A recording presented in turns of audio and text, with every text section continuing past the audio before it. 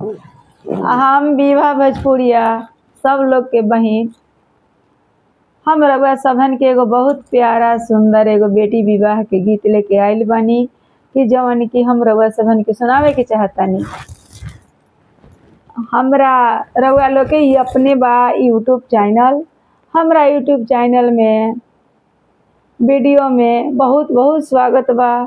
ई बहिन के तरफ से हम प्रणाम करतनी, गीत सुनावतनी। रउआ सबहन के अगर ई गीत अच्छा लागल तो हमरा के वीडियो के एगो लाइक कर देम। एगो लाइक कैला में एगो लाइक दान एगो बहिन के सब्सक्राइब करी, चैनल से जुड़ जाई, सपोर्ट करी, आगे ऐसी सेवा करत रह।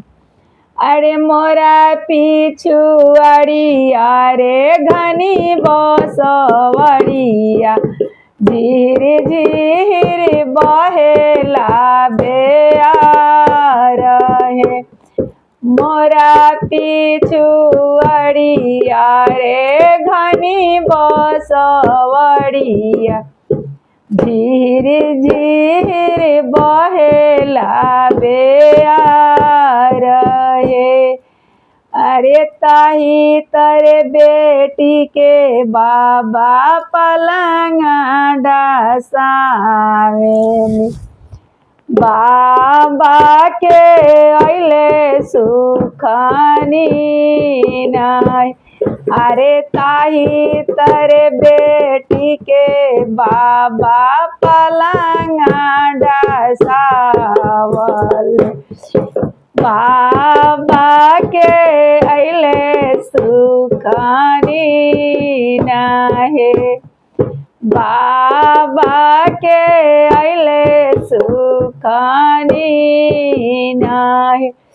होते पाराते चलेली दुलारी बेटी, अरे बाबा जी से और जो हमार है, बाबा जी से और जो हमार है।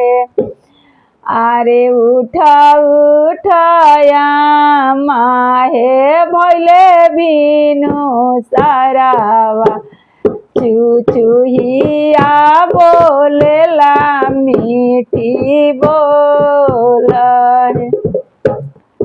चुचुहिया बोलेला मीठी बोल है।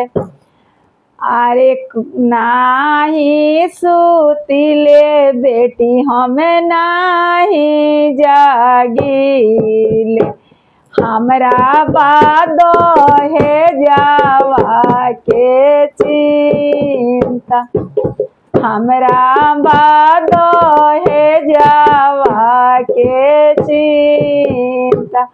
जे कराही घरे बेटी दिया बाड़ी कुंवारी, ओ करे बाबा कैसे सूती है निश्चिंत है। जे कराही घरे बाड़ी बहनी हो कुंवारी, से कैसे सुती है नीरवे सर।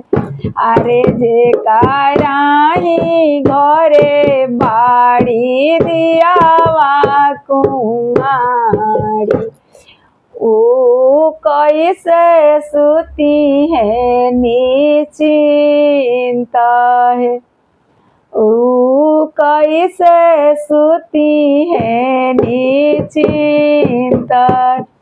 कुछु जागिले कुछु सुतिले बेटी, कुछु रे दहे जावा के चिंता है। अगर हमार गीत अच्छा लगी रउआ सबहन के बेटी विवाह के तो एगो लाइक कर देम, सब्सक्राइब कर देम, चैनल के सपोर्ट करी। धन्यवाद रउआ सबहन के। ई विभा भोजपुरिया बहिन के प्यार दी वीडियो के कि आगे से मन करी कि अच्छा से फिर वीडियो बना बना के रउआ सबहन के लगे हम दी।